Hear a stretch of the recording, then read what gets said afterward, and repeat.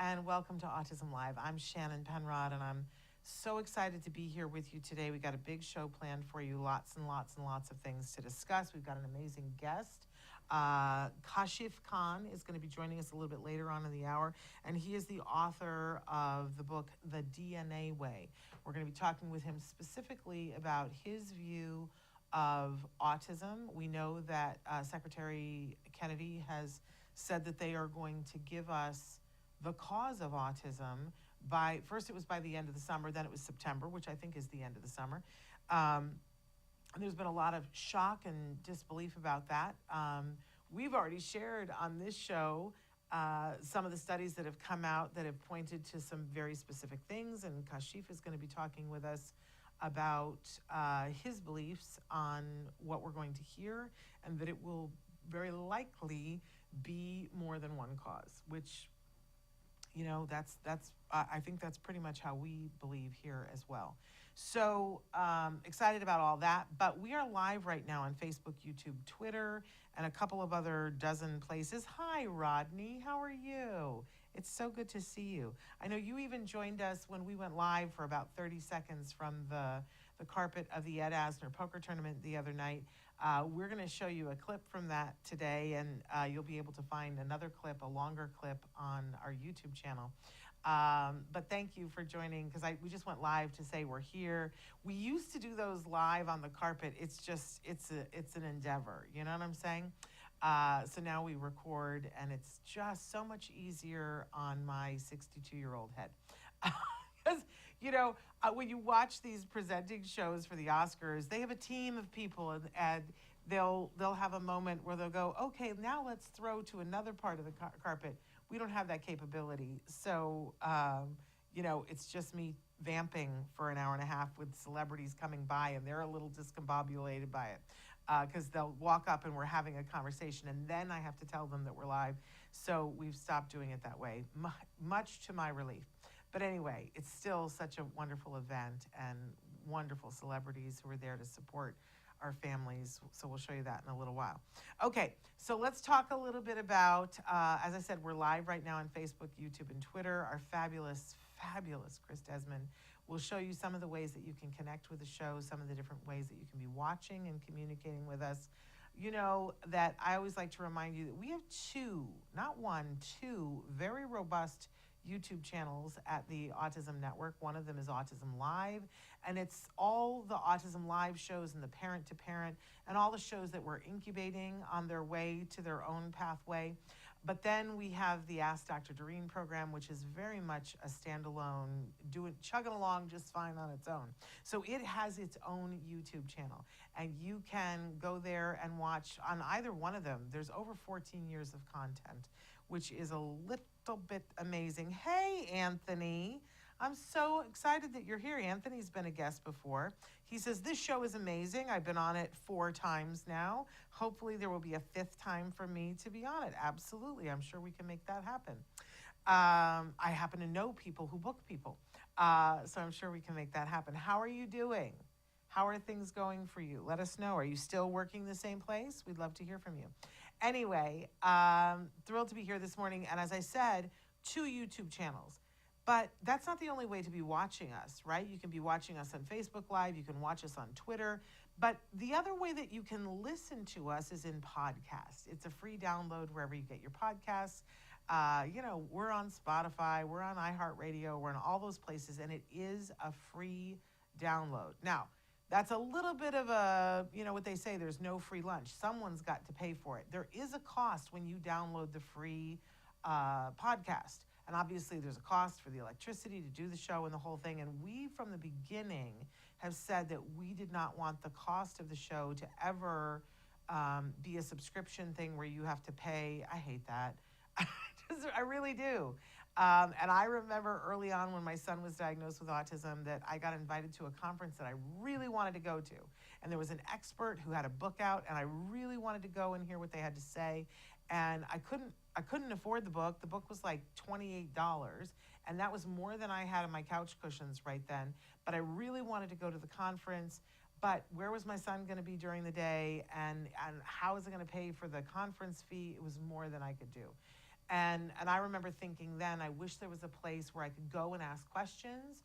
I wish there was a place where somebody could showcase guests that could, potentially have more information and that I could ask them questions. And wouldn't it be nice if it was available 24/7, where if he's not asleep till 3 o'clock in the morning, at 3:30 in the morning, I could look stuff up online. Well, that led to us doing the show, and I'm very proud of the fact that we're now in our 15th year.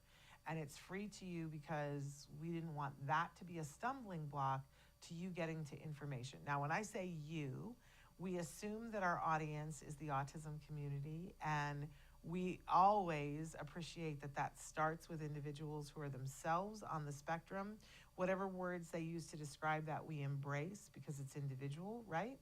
But we also include in this community everyone who loves those individuals. So if you're a teacher, you're a parent, you're a sibling, you are a love interest, then if you're an employer, we want for you to be here too, because if you care about these individuals, we know that we can work with them to be good allies, good accomplices, as my friend Amy Gravino says. So that's what we're about here. Our whole mission is to provide information and inspiration.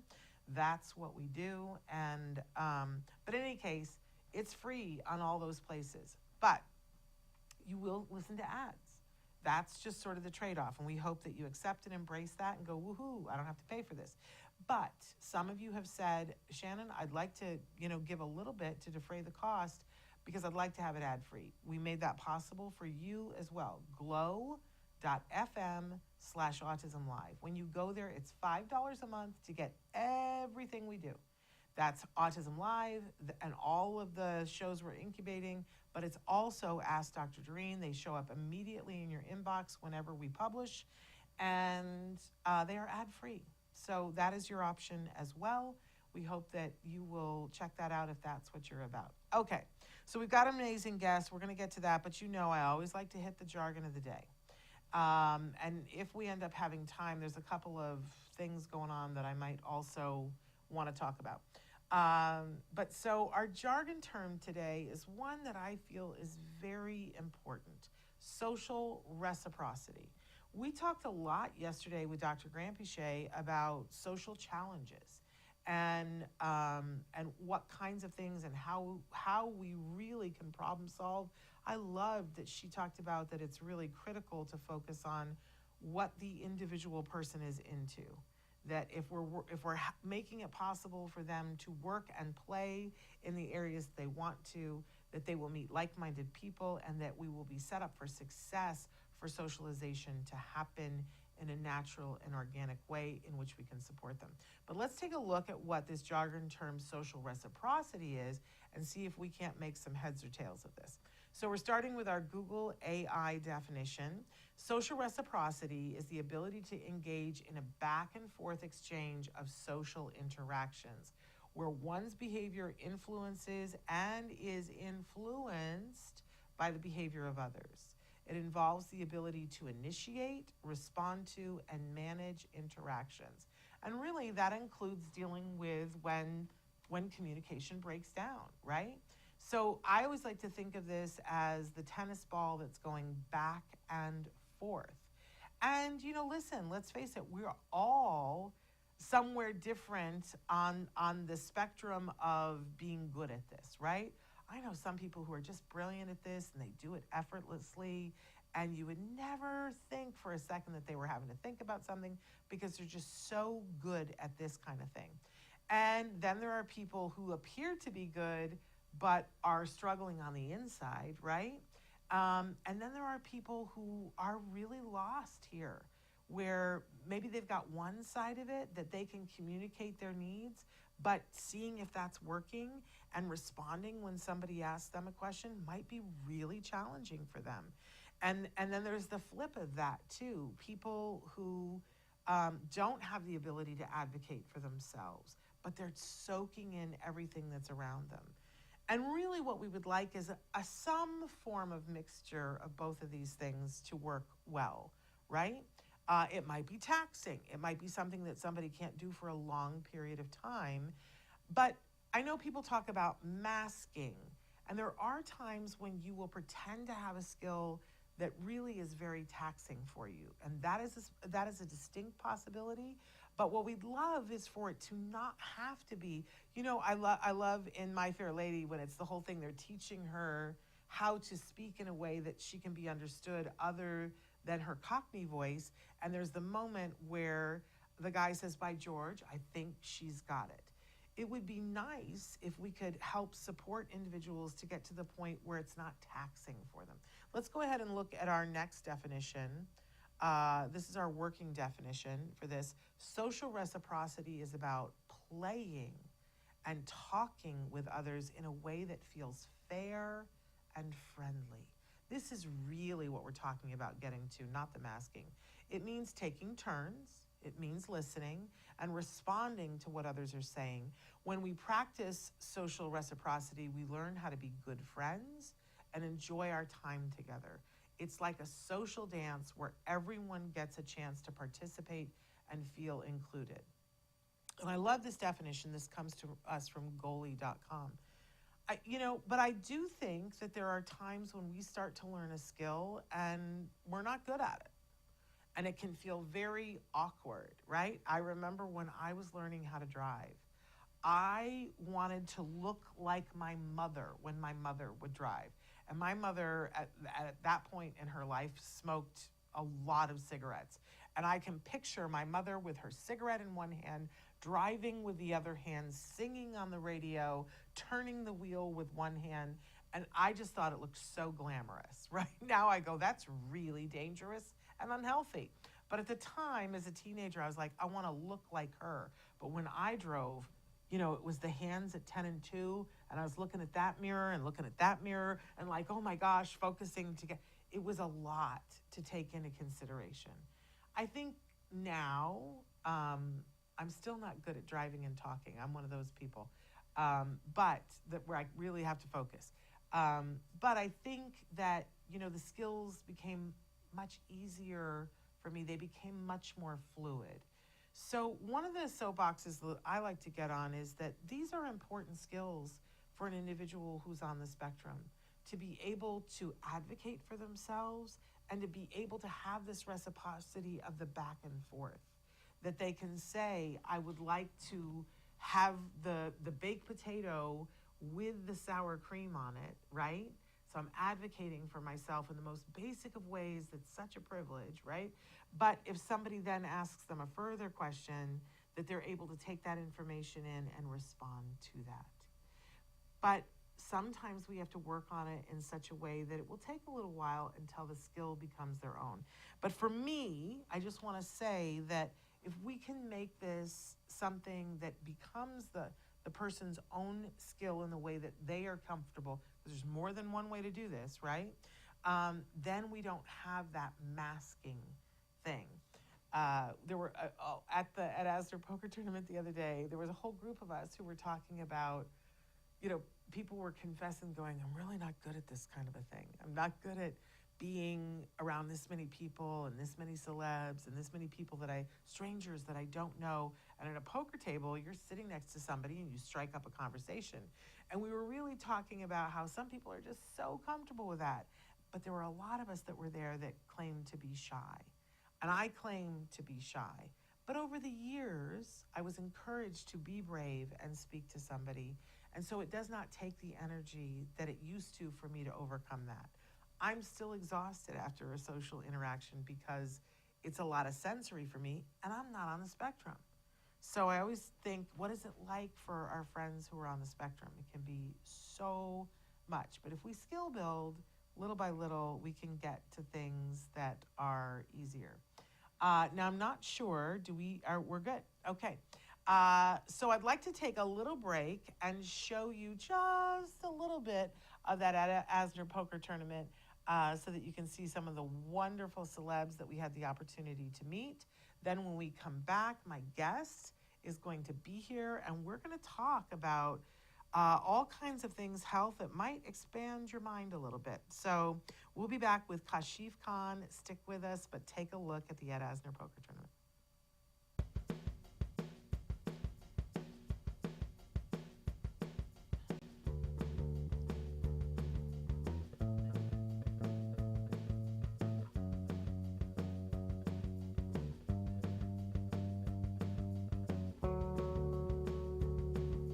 I'm so proud of our mommy warriors out there, especially those first, second wave that we really didn't have the resources that everyone does today.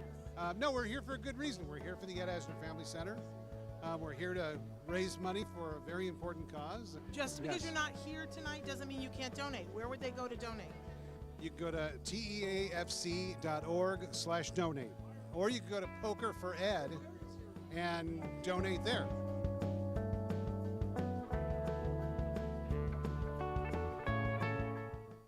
I see that and I really miss Ed. He would be so proud of them and what they have done at that center. And, you know, you still can donate.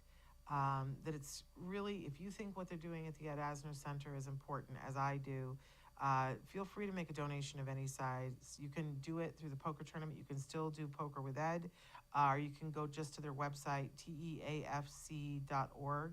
It stands for the Ed Asner Family Center.org, and click the donation button.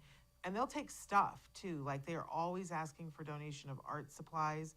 You know, it's about to be a great time of year to go and buy art supplies en masse, and then you can make a donation. They'll take crayons, you know. Even I've given them a bucket of old crayons that they melted down for a project. So everything is welcome, and they're doing amazing work there. So I hope you check it out. It was really, I love watching that. I got particularly emotional about meeting Josh Malina for the first time. I've always loved him as an actor. Oh my goodness. And so that was, and it was my first time meeting Jenny McCarthy. And I want to say this, that I got very teary-eyed when I spoke to her, because I many times we've had Holly Robinson Peete on the show, and I have said to Holly a million times, and thanked her, that there was a day when Jenny McCarthy and Holly Robinson Peete went on the Oprah show. And it was a couple of months after my son was diagnosed, and they saved us because they spoke about the realities of being parents. And I remember they set up a phone line and people could call in, and they stayed for hours. I did not call in, but I say a lot of times it saved me. And I was able to say that to her for the first time to her face. We had a little teary moment. It was all good. It was really amazing. But they were all there to raise money for the Ed Asner Family Center, and money was raised. Okay, I got to get to my guest because he's waiting, and we don't want to keep him waiting.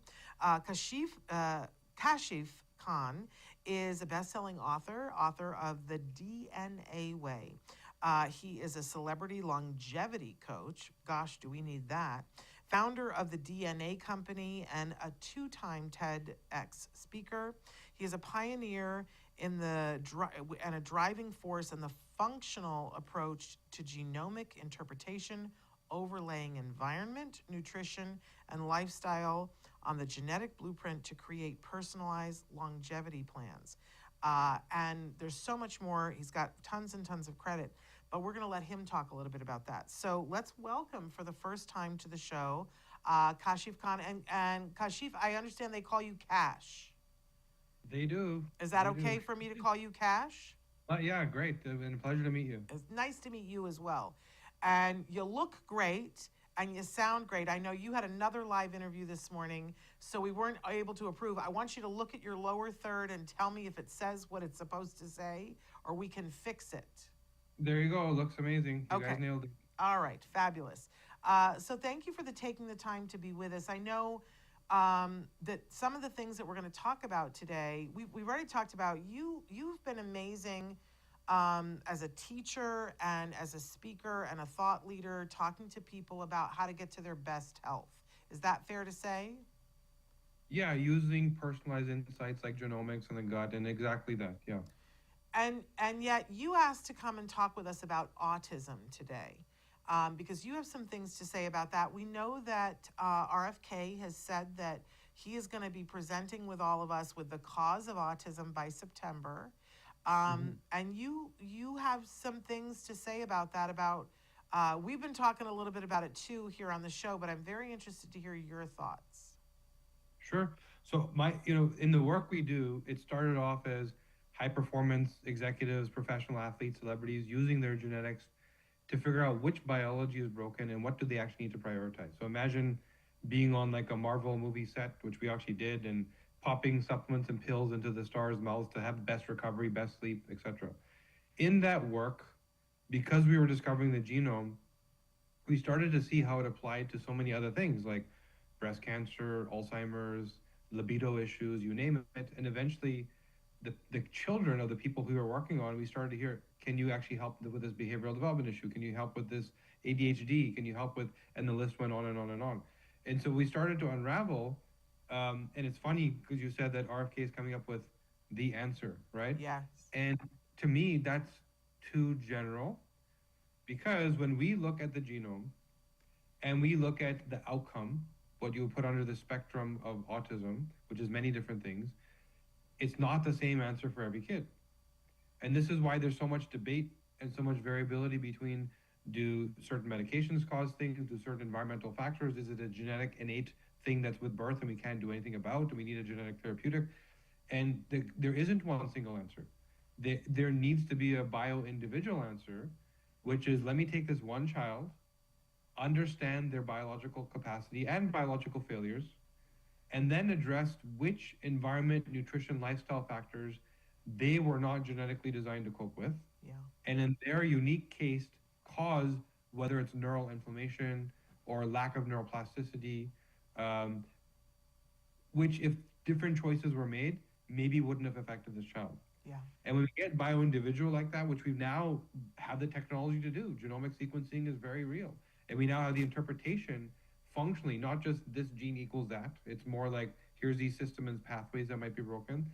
We now actually can ask these questions with certainty around why this debate over a certain thing, whether it's a vaccine or a medication or a food, affects one child and doesn't affect another. And we talk about this kind of thing on the show on a regular basis. I want to pause for just a second, though, and address, because I am a mom of somebody who was diagnosed with autism, and I know it's a very sensitive subject for all of us that are parents, that sometimes when people talk about, well, you know, if this hadn't happened, if this had, and then suddenly we feel this guilt. And I just want to address this because that's not what we're talking about here. No, right. You can't. What you can't, when you're told that go do whatever you want, and when something breaks, it's the doctor's job to fix it. If that's what we think health and wellness is, then why would we think otherwise? When, you know, the people that are meant to protect us, that we pay into our insurance plans, etc., that's what we believe. And we're just, the eyes are opening and people are waking up to that we actually have more control than we think. Yeah. And there's causes that are controllable.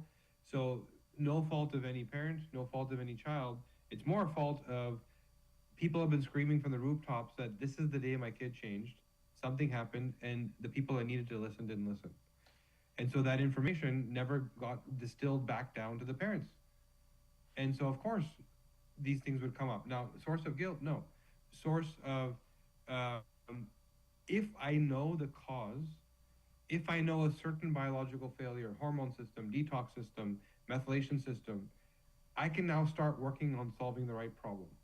Yes. So maybe I started a bit late because this information is new, but now at least the guesswork, the stress, like I can now start working on the right thing. So depending where you're at, you're just starting at a different place. I really appreciate that. And I also want to say too, you know, because a lot of people have written into us or stopped me on the street and said, you know, do we really think that, you know, RFK is going to provide, after all this time, that RFK is going to be able to provide any answers? And I said, well, you know, the interesting thing about that is that there have been a number of studies that have come out that have had like this little piece and this little piece, and we really haven't had our best minds working on synthesizing all of that information. And that if we really are going to put some energy into, you know, we all love to talk about science, but then if we're not putting the different pieces together, and I don't know if you saw, we did a show recently where there were 3 specific studies that have come out in the last year that have shown clearly about the environmental impact on a mother's body and how that can cause difficulty for the unborn child, and that autism happens to be one of the things that it affects, but so many other things as well. But now you've been looking at this for a while and looking at how people can optimize based on their individual, what's the word, biome? Is that the word? Well, their genome. So Genome. it's really, so think about your DNA as an instruction manual. So you have 50 trillion cells that make up the human form. Every single cell has inside of it DNA. And depending if it's a kidney cell or a heart cell, it's reading the kidney page or the heart page to know how to do the job it's supposed to do. And if you read this book, there's spelling mistakes, there's pages missing, there's paragraphs that are in the wrong place.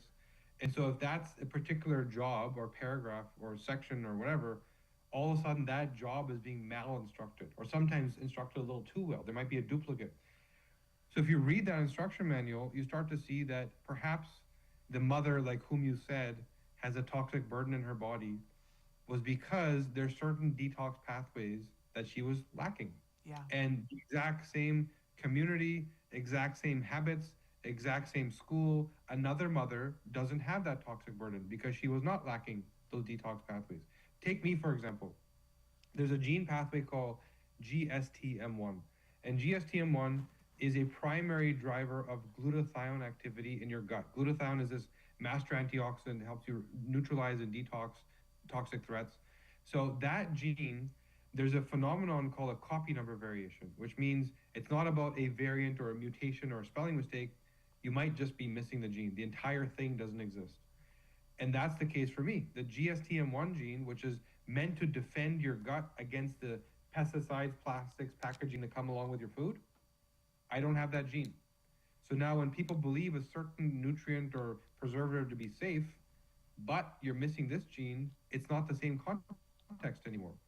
I'm going to end up with leaky gut. I'm going to end up with Crohn's, colitis, IBS, toxic substrates exiting my gut wall straight into my, crossing my blood-brain barrier, getting into my brain, causing inflammation, right? So the exact same choice of, do I eat that bread that was sort of, the wheat was dried with the drying agent so that it could be stored in a grain silo? Doesn't matter for most people, but it matters a lot to me. Yeah. Right? And so now you can ask this question of every biological function, from the way you make hormones to the way you process neurochemicals. Some people are more reward seeking, some people have more anxiety, some people are more emotional. That's all genetically predetermined. The maps all exist. You can ask this question about your metabolism. Does it matter if this child eats carbs or not? Does it matter, can they actually handle a high fat keto diet, which some people use to help the brain? So all these questions we ask can be addressed uniquely. And that goes back to the very first thing I said, that I don't see how we can come with the answer because we are not all the same people. So how would that answer apply? We can come up with big paradigm level thinking, which is the toxic burden is causing inflammation. You know, the disrupted gut is causing lack of immune function. We can come up with big concepts like that, but each individual needs to focus on their unique broken biology to know what the priority is. And I think you're right on the money. I think that all the thought leaders that I'm talking to are coming to the same spot where we really need to know causes, but then we need to look at each individual and get them as healthy as possible.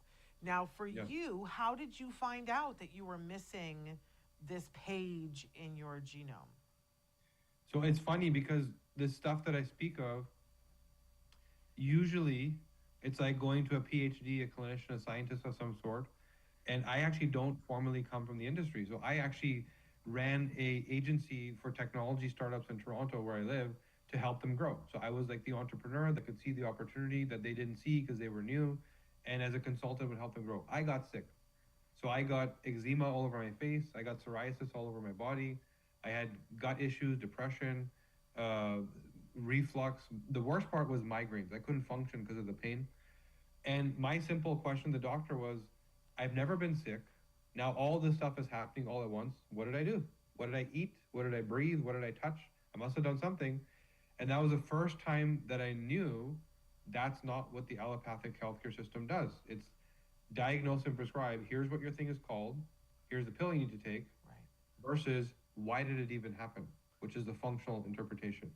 So being the problem solver entrepreneur that I was, I funded my own research and I started studying naturopathy, homeopathy. I took courses at Harvard around genetics. Traditional Chinese medicine, even you name it, I touched upon it. Then I started to learn that me living in the exact same neighborhood as my business partner, eating lunch with my business partner every day, being the same age, same ethnic background, similar family. He wasn't sick, I was. So I started to believe that yes, I'm actually sick, because if I triggered something, why didn't it trigger in him? Then the bio-individual nature of there's very specific gene pathways that he was doing well that I wasn't doing well, and there's something that I was doing well that he just wasn't doing well. So no surprise that only I got to the inflammation level of a diagnosable disease and he didn't. So now that research took me to getting my arthritic mother, who was bedridden, out of bed, who now goes to the gym with a personal trainer, who couldn't get out of bed. My anxiety induced niece, who was failing school and trying to run away from home, to now thriving in university, and getting friends off of medication, etc. I then realized sense of purpose.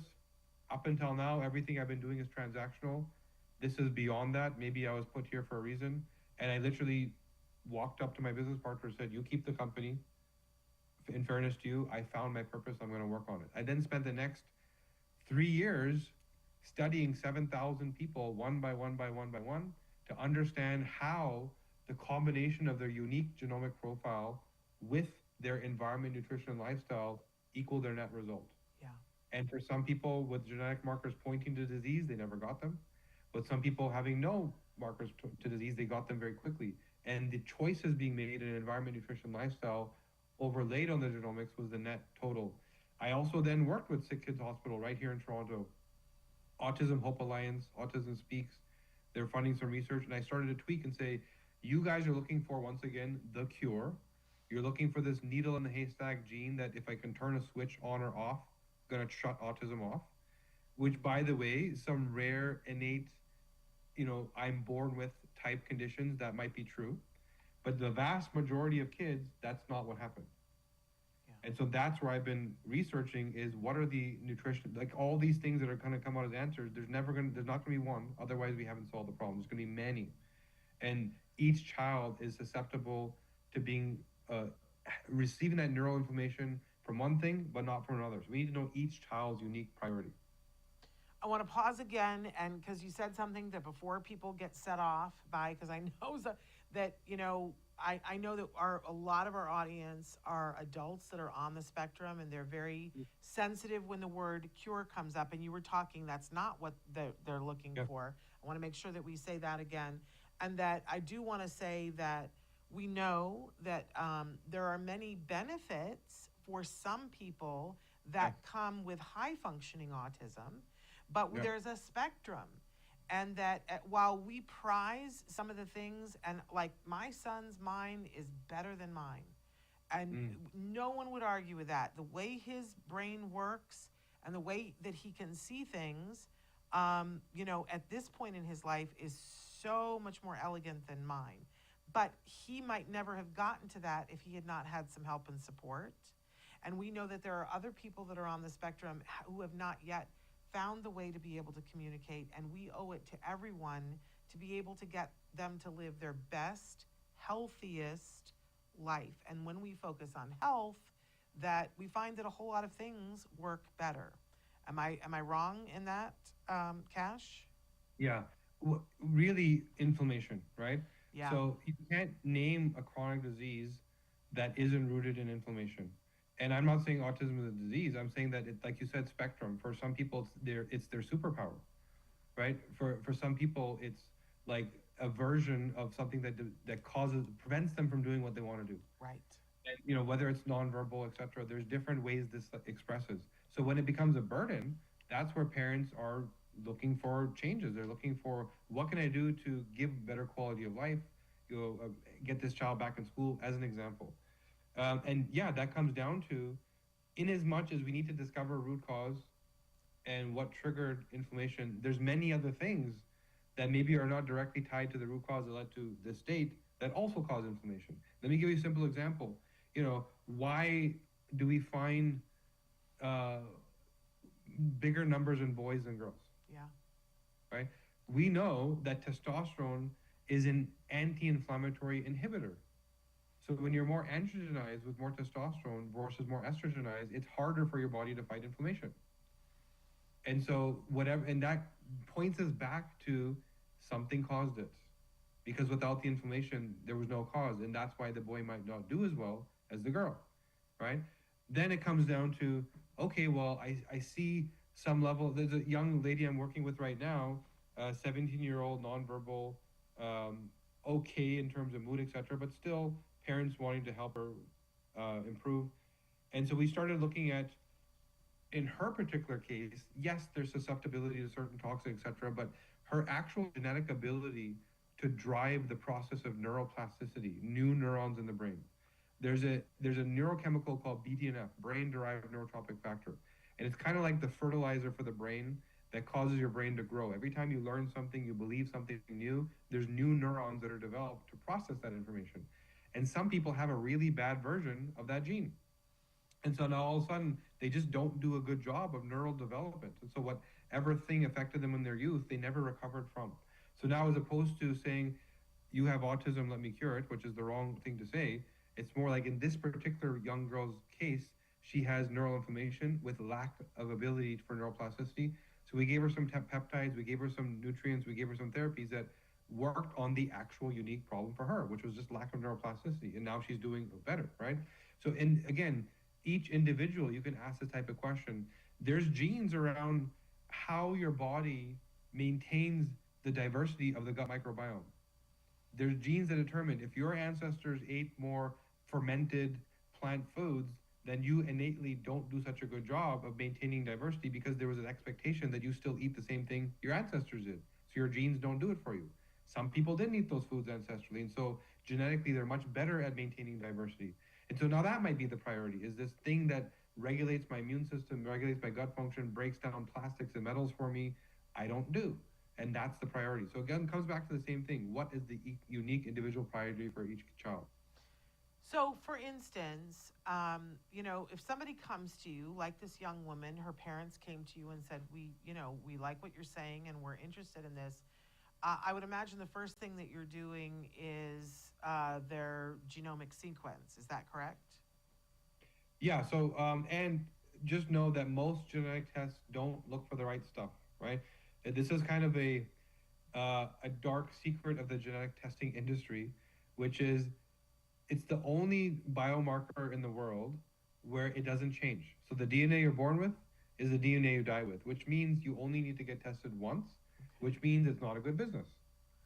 And so everybody in the industry turned it into, okay, I'm going to test you once, but now I'm going to sell your data on the back end to pharmaceutical companies, and that's where the reoccurring income comes from, right? So now the challenge with that is most genetic tests are not designed for the person who paid a few $100s up front. They're designed for the pharma company in the background who's paying thousands of dollars for access to the data. And so they're looking for the wrong information, right? And so what you need to look at are the functional pathways, which are your detoxification pathways, your mitochondrial, innate cellular energy pathways, your hormones, your neurochemical mapping, your metabolism. And they don't test for that stuff because that's all about disease prevention as opposed to how do I make a pill. So I would say which test is important. And then, well, which test would be? Well, let's pause there. What do you recommend? Do you guys do your own testing when your patients come to you? Yeah, so of you? course I have a very strong bias because I designed the test exactly for this purpose, right? So there's a few. So so the DNA company, which I founded that I don't run anymore. So I built the DNA company.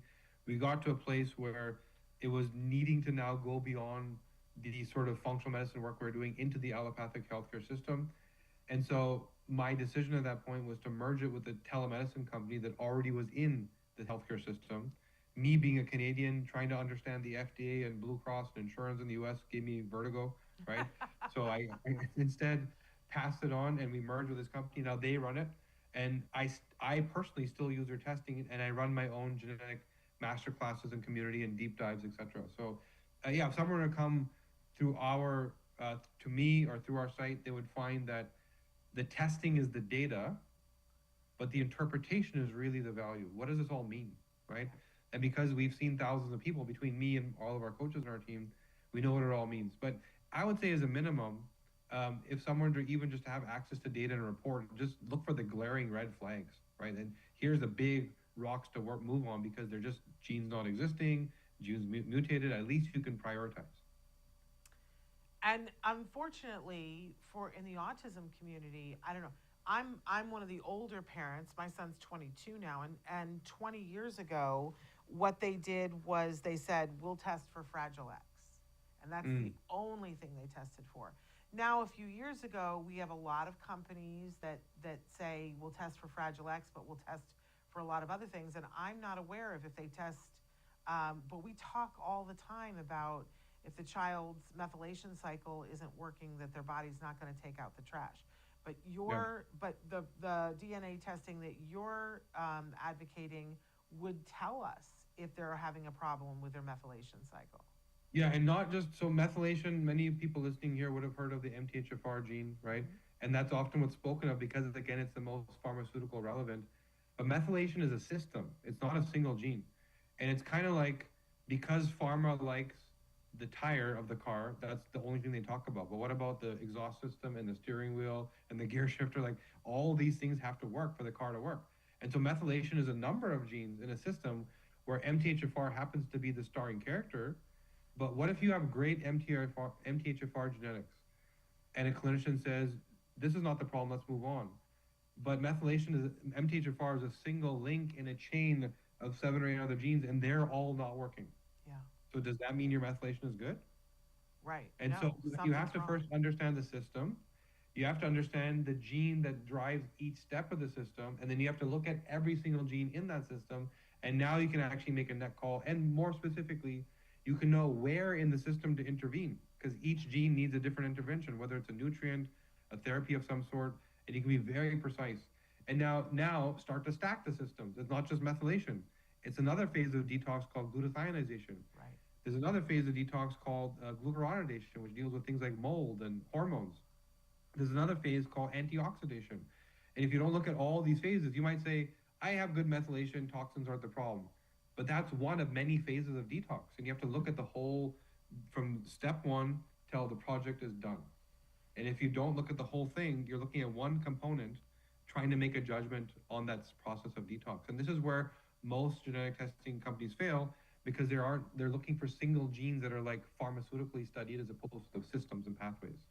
But if we do the DNA company testing, we're gonna get the data for that. But what I'm really hearing is that then we need somebody to interpret the data, or we're. 'Cause So there's we're two not all layers. experts. There's either you put in the time and you review all the data and you learn because the process, I don't believe you should need someone to understand your own body, right? I believe that that's a concept of the business of clinicians, which is I want to see you every 2 weeks because that's how my business grows. Right. Versus why, if your DNA is never going to change, why don't I teach you how to interpret your DNA and then you never need to talk to me again? Yeah. Because every future problem is also going to be solved from the same DNA, which didn't change. So there are layers to this where I do believe people can just get the data reviewed on their own, but there are deeper dives where, yeah, whether it's me or one of our clinicians who can recognize the patterns, can save you time, find shortcuts, right? A question of how much time do you want to put in, and time versus cost. That's really the question, right? Yeah. Well, let's dive in there. So if we do the testing, I don't know if you're Yeah. at liberty to be able to say about what a range would be for getting the testing done. How much on average? I can. Yeah, with transparency, like this kind of functional testing is in the $500 range, Okay. right? Coaching can be a single hour from couple $100 with some excerpt all the way up to people want to work for like 3, 4, 5, 6 months to actually get through the entire detox process, and we guide them through the mold and the chemicals, and it's again question of work versus budget. So anything is possible. I have people that are on retainer, like I have Hollywood celebrities that call me every 5 hours saying, hey, I need to gain 5 pounds of muscle for this movie, go check my DNA, right? So it can be all the way up to that. You don't need that, but it's a question of how much support do you want. Okay. And then if we're talking about individuals who are on the autism spectrum getting the testing, what is the testing like? Is it a buccal swab? Is it a hair thing? Is it blood? How do we? It's a swab of the inner cheek. Okay. It used to be a saliva sample because it was difficult to get enough DNA to look at the very unique variants we look at. But now the technology has gotten better, and we can do it with a swab. 20 seconds here, 20 seconds here, and you're done. And is it the kind of thing that we can order online, the test, it comes home, we do it at home and send it off to get the test results? Yeah, you can. And you know what? For the sake of the community, I'll ask our team to set up like a discount code for you guys, right? Love I would that. just say keep it within the community just for you guys. And Yeah. I also understand, with health concerns also comes financial concerns. It's the number one cause of personal bankruptcy in the U.S. is due to healthcare costs. It's an unfortunate thing. Yeah. So I want to also extend and help that. So I'll share with you a way for people to do that. Okay, Right. and we'll put it in the notes And also on the share. show. Sorry.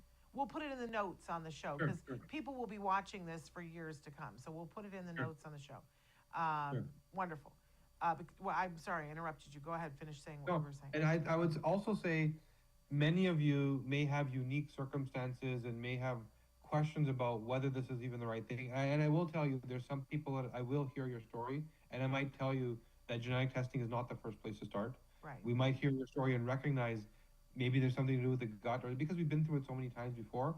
So I would suggest perhaps even I'll host like a Q&A or a webinar of some sort where people can show up live, and I'll literally live Q&A right there on the spot just to help you understand what the right tool is for you. It might not be this, it might very well be this.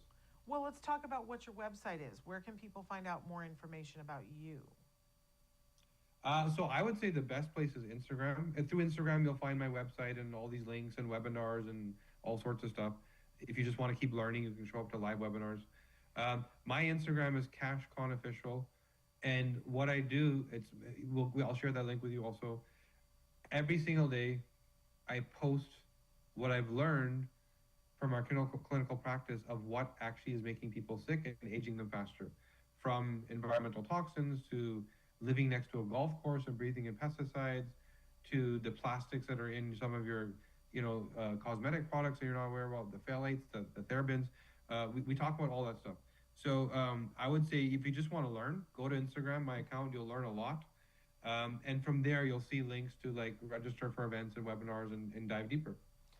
I find that a lot of times when we start talking about this, people get overwhelmed because they're dealing with IEPs and they'll get overwhelmed. But what I have heard before, and I want to hear from you, is that some of the experts have said, even if you just make one little change, that everything stacks up, and that there's a benefit. It's not an all or nothing thing. Is that how you feel as well? Yes, I 100% agree that the human body is resilient. The human body is designed to repair and recover. The human body, I had the honor of interviewing a guy named Dr. William Sears, who's a proper MD, but he kind of walked away from his allopathic practice because he said he realized over and over and over again, the human body already has everything it needs to heal itself. And he calls it the internal pharmacy. And he documented all these chemicals and repair processes and regenerative processes. Look, you can't name a problem that the human body can't fix if given the chance. Yeah. And what did he mean by that? If you consider that, since the 1970s, we've had 144,000 chemicals added to humanity. If you consider that 30% of American tap water has forever chemicals in it, if you consider 70% of American homes have mold. So when you start to chip away at all these little bits and pieces, you start emptying this bucket of the toxic burden. And once you take it from an 8 out of 10, where you're choking the cells and they don't function, down to like a 3 or maybe a 4, now all of a sudden the regenerative and repair process actually have a terrain where they'll actually be able to do their job. Yeah. And so it is exactly what you said, finding all the potential threats and chipping away. There's no magic pill, right? There's all of this human body that is brilliantly designed to recover if we remove the overwhelm of what it needs to recover from. And that the genomics will tell you what the priorities are, where to start. Is it your gut? Is it what you're breathing? Is it what you're touching? How do all these systems work in your body? And I think that's key because, listen, we've been hosting shows and having people on for 15 years, and I go and speak, and people will come up to me afterwards because my son's a great success story, and they'll be like, so what exactly did you do? And they'll want to hear, because that's what they're going to go do. But everybody always has to realize that's one individual. Your child might need something completely different, but until you do the testing, you're throwing spaghetti at the wall to see what will stick instead of using your time focused. So I do think I hope we're getting to the point where people acknowledge that individuals on the spectrum are people and they are as different as snowflakes are from each other. Mm. Um, Yeah. and that we owe it to them to find out what it is they need. But I also can hear the parents because there's an expression in the autism community that the apple doesn't fall very far from the tree. The puppies Yep. don't have kittens. And that a Yeah. lot of times, I remember the first autism conference that I was at after I had been diagnosed with an autoimmune disorder. And I heard another mom say about how she had been diagnosed with an autoimmune disorder. And I had a microphone in my hand and I said, I'm just curious. There was like maybe 50 people standing around. I said, how many of you have been diagnosed with an autoimmune disorder? And they all raised their hands. And I went, why is no one looking at that? Why do all of the moms have an autoimmune disorder? Yeah. That Yeah. to me was huge, a huge Yep. moment. And you're exactly right that when we study genomics and we are in practice working with people, somebody will come in with Parkinson's, somebody will come in with multiple sclerosis, somebody will come in with an autoimmune condition. And we tell them these are all the same thing.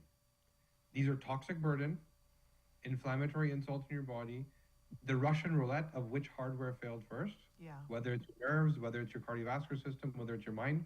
That's a question of genetics of hardware versus genetics of software, which is your detox capacity. And so you're exactly right on that the parents have the same genetics of optimability, but they grew up in a different context that wasn't as toxic. Yeah. And so the progression to the neural inflammation was much slower. And it's like autoimmunity instead of behavioral development. Yeah. Right? And that's it. And we've done this work where we've tested the mother, the father of the parents, and we've seen over and over again that those broken gene pathways are leading to other things that are less like acute in the parent just because they grew up at a different time. Right? And they're not as overwhelmed. But all this leads me back to when you're considering what discount, it's lovely that you're going to get us a discount code, but there might be a benefit to a discount code that if they need multiple testing, because I know sometimes the family is deciding, well, we're going to prioritize that the child be tested, but I'd like my other children to be tested. I would like to test myself. So I offer that as just information because I Sure. think that we're probably looking at wanting more than one test for the family. I do want to address that Jesse has written in and said hello. Jesse, I'm so glad that you're here with us. We're down to the end here. We've only got a couple of minutes left, but I'd like to leave our audience with some action items. If somebody were to write in and say, okay, I'm the parent of a 17-year-old, how would you want them best to start? Would you want them to do a phone consultation first or start with the testing? I would say get better informed. So I would say attend a webinar and learn more. Like we're having a discussion here that's very specific. There's more and learning more, and then you'll hear the stories. You'll hear whether this is relevant to you or not. So I would say that, and we can share links to upcoming webinars, etc. Yeah. And I would say that if you don't know the answer, if you know the answer and you've landed on something that's working really great and you're detoxing mold and the child is completely changing, then just keep doing what you're doing, right? Yeah. If you're like, I still don't know, and I've tried all this stuff and nothing's working, that's where I'm saying next step is testing. Because you're exactly right as a parent, I don't know. I don't know where this is coming from. So let's figure it out. And if you know where it's coming from, now you actually know all the stuff you're doing that there's dollars being spent on perhaps isn't needed. And there's one or two key things to support one or two key pathways, and that's all that was needed. Then all this other stuff becomes more optimization. Let's get the terrain to a much better place. Now you can start tweaking and improving and maybe go far beyond what you even expected. So I would say to the parent who feels stuck, that's where this is important. But I also want to, because a lot of times we have people on the show talking about these kinds of things, Cash, and saying, we hope that in a year we'll know this. or we hope that in with 2 years with autism that we'll know this. But to be clear, this is already there and available. We're not having to wait for this, for the science. You have the ability to do these tests right now and get some answers in some cases, correct? Yeah, I would say in most cases, like it's either we're going to provide an answer in terms of which biology is broken and what to prioritize, or we're going to say that this doesn't look like a chronic caused issue. When we look at all these pathways that are the usual suspects, we actually don't see a problem. Now we go back to like innate genetic therapies and things that are coming. In the next 3 years, you're going to see incredible genetic therapies and peptides and regenerative tools that right now we can't even imagine. The technology, I've already worked with a company in South America that's already has the ability to provide a genetic therapeutic that's actually altering a gene pathway. And the first modality is around body sort of composition, so muscle, fat, kind of like a superhuman steroid, right? Just because that's the person that has the big money that's willing to spend on the expensive research project right now, that's what they want. But now that same technology, you can then apply other targets using the same tool. And right now the targets are being designed. So I would say a few years from now. So again, the chronic issues, yes, let's get going. The innate and more acute issues, I would just give parents hope that there's some really cool technology coming around the corner very soon. Okay. Well, we really thank you for the time that you're here. Say the Instagram again. Yeah, so Kash, K-A-S-H, K-H-A-N, so Kashif Khan Official, Kashif Khan Official. And just meet me there and, you can send a message there, send an email, whatever you'd like. Register for our next webinar and see what things are about. And come live on a webinar, just ask whatever questions you want. I do it regularly where we just do it as a service. Show up, ask your questions, bring your personal story, and I'll try to address it myself. There we go. And your book, where can we get your book? It's everywhere. So the DNA Way was published by Hay House some couple of years ago, and they wanted me to tell the story of how I use genetics to heal myself and my family. And so it was published a couple of years ago, and it's wherever you buy books, everywhere. And can I tell you, that was the thing that really grabbed my attention about you, because having a book published by Hay House is no small thing. That is a huge, huge, big deal, and much props to you, because Oh, thank you. that's So a big- actually, it's funny because how we went about it was, I hired a publishing agent and said that I have something the world needs to know. I need to write a book. yeah. And he said, well, I am like this publishing agent guru. I have 70 doctors that I represent. I'll get you to a publisher. He asked me, who is the ideal publisher for you?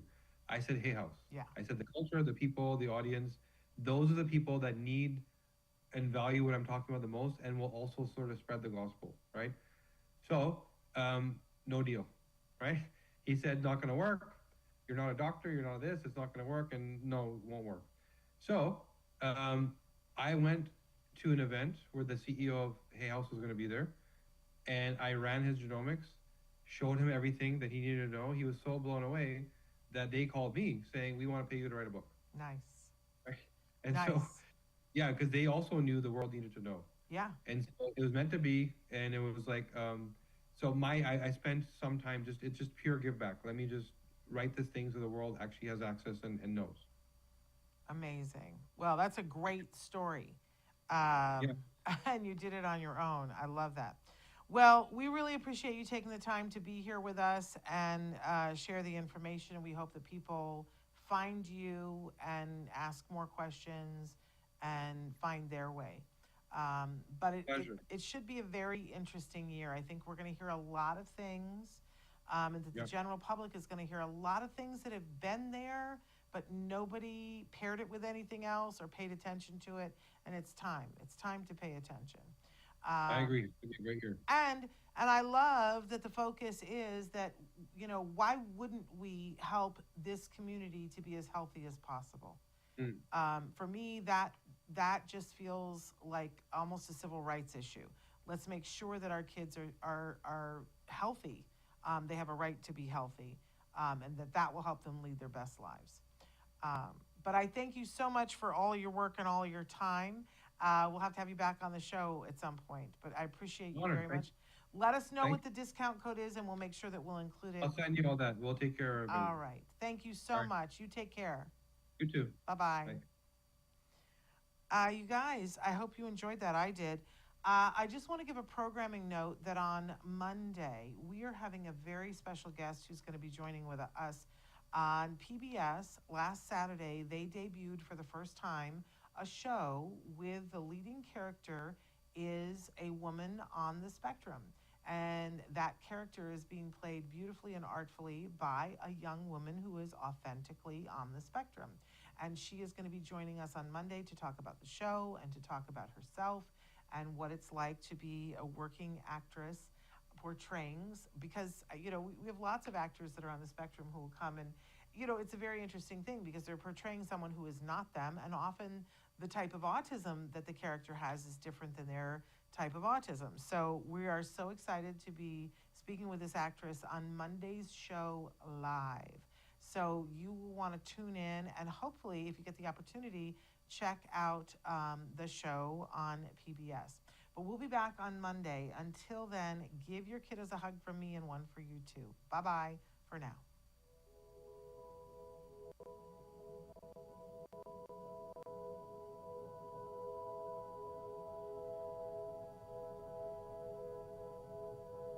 If you found anything helpful in this video, please give us a like. In fact, make sure that you smash that subscribe button on YouTube and give us a like on Facebook. You can also follow us on Twitter and on Instagram for important updates. And please download our free podcast wherever you get your podcasts. Thank you so much. See you next time.